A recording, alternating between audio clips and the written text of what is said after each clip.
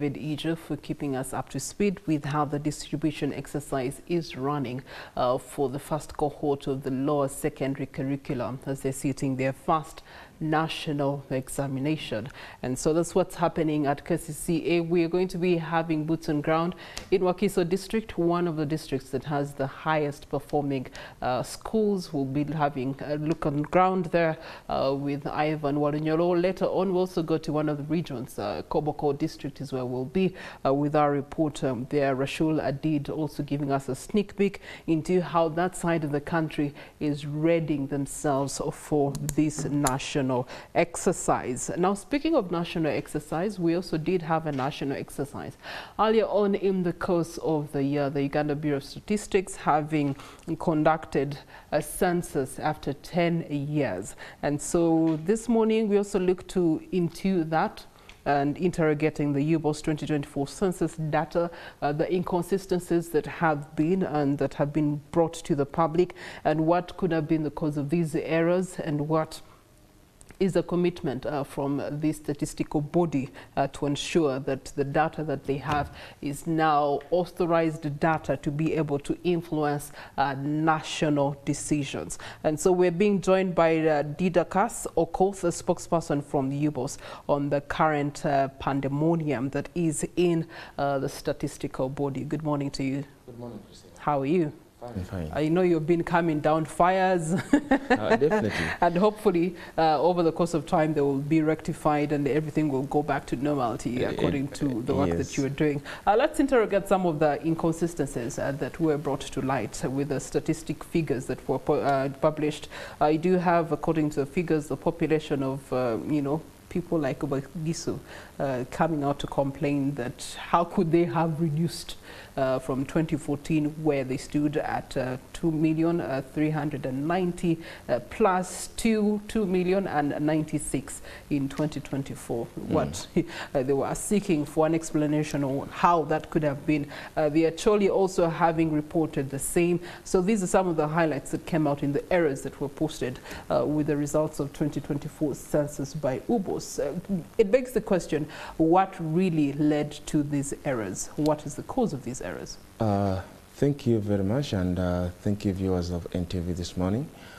We are glad to be the National Statistics Office in this country, and we have done this ever since we were established in 1998.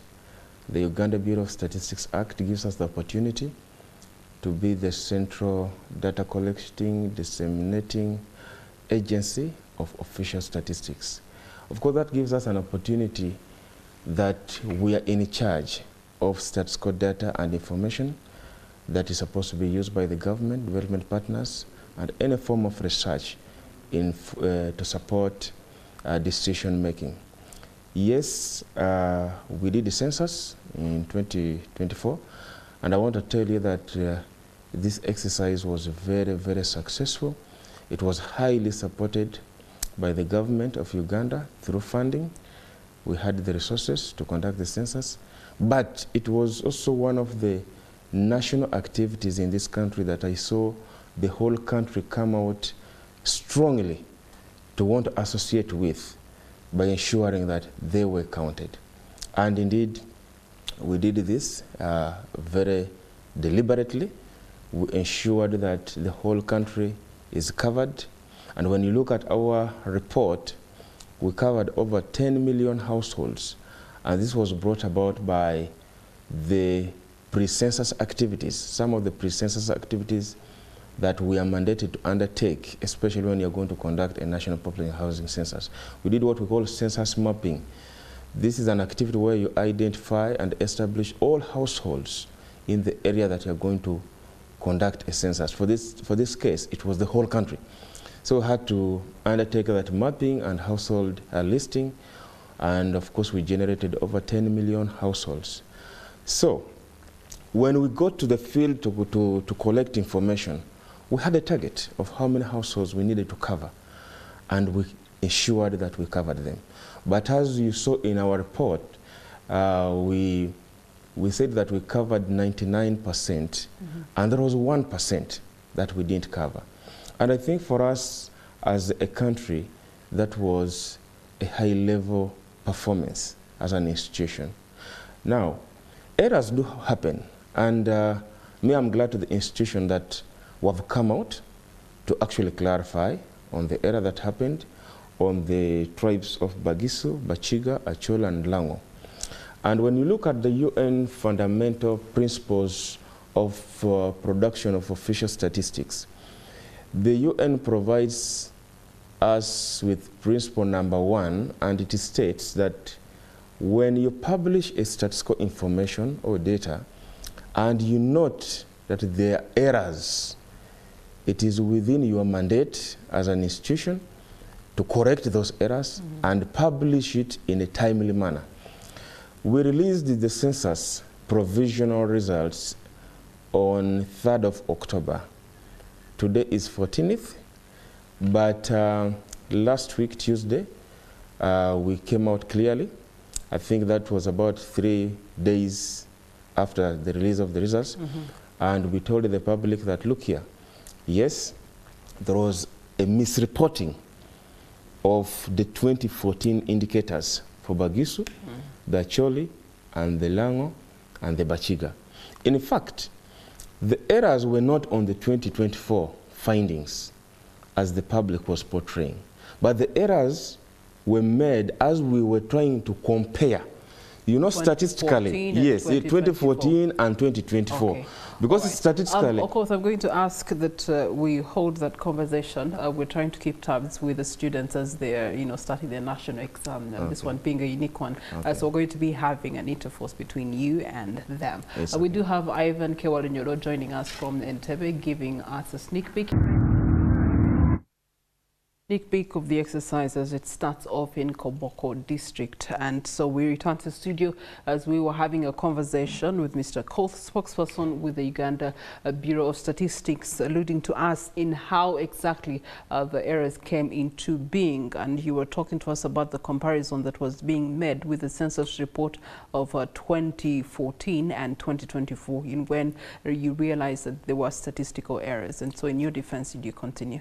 Yes, Priscilla, and thank you very much.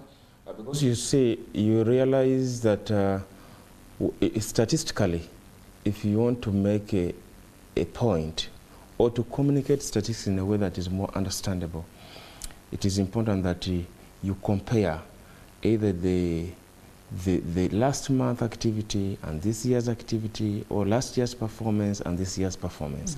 So what happened was that while we were reporting the indicators for 2014, there was that error of the 4 tribes of Bagisu, Bachiga, Chol, and Lango being mismatched in a way. But of course, this does not actually alternate the 2014 report. The figures are still the same. And the 2024 report, the figure is still the same. The only problem was the reporting error as we're trying to do those comparisons. Otherwise, the public, I think, misunderstood the whole thing. And that's why we are glad to this opportunity that we are able to explain to them and tell them that, the 2014 report has no problem.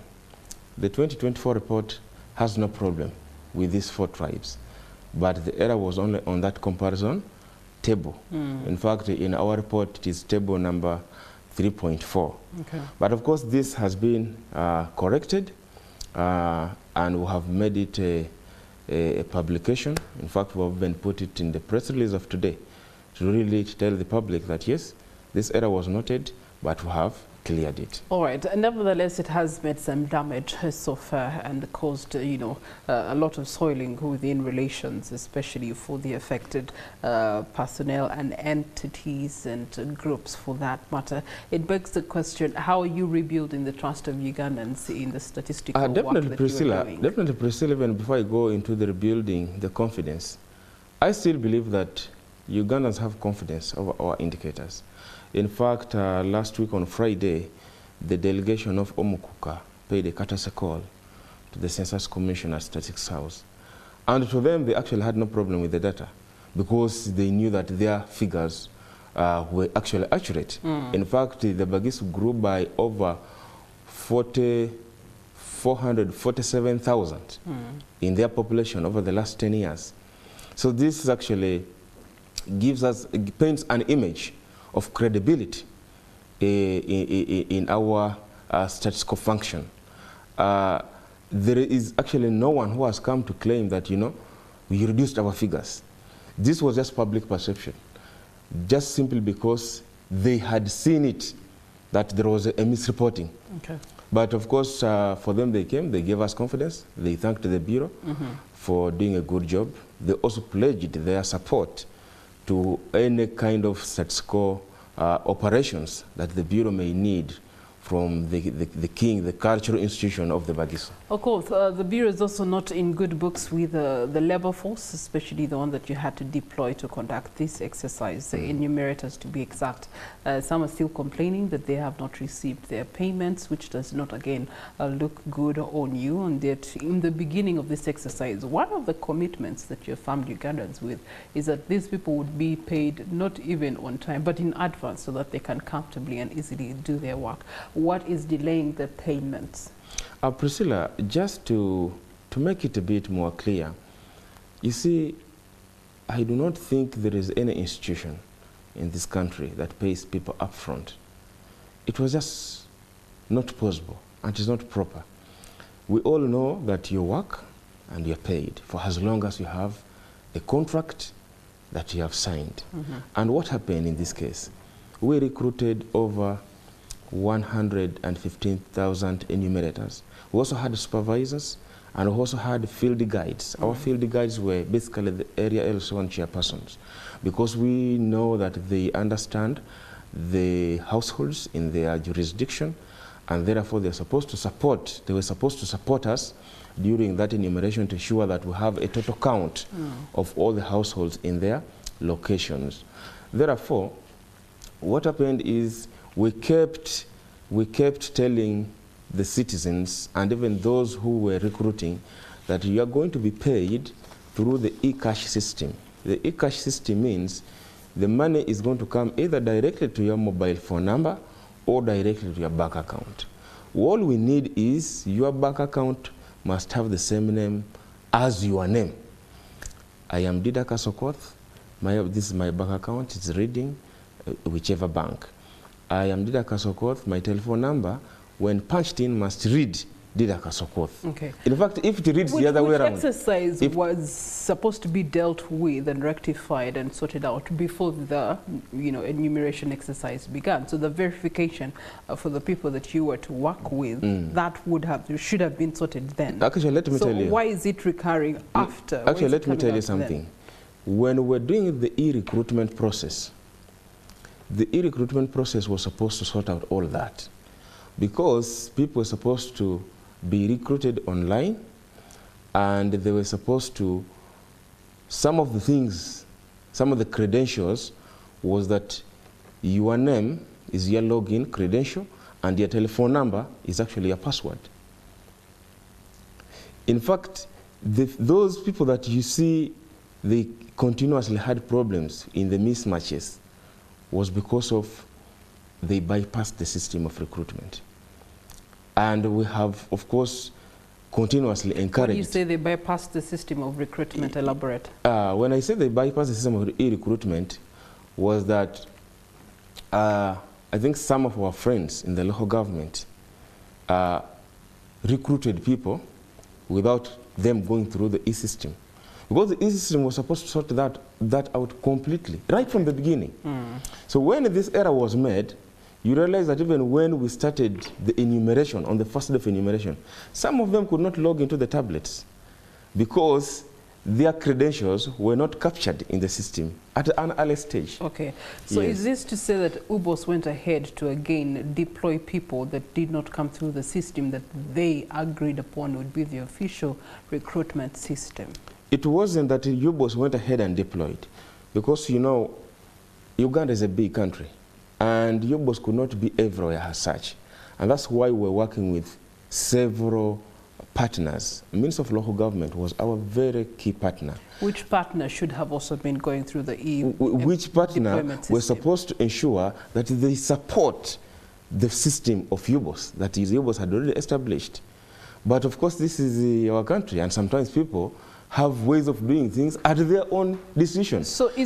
But of course, we encourage them, and I know they have done a very good job still. They went ahead, they ensured that, you know, these people had good login credentials.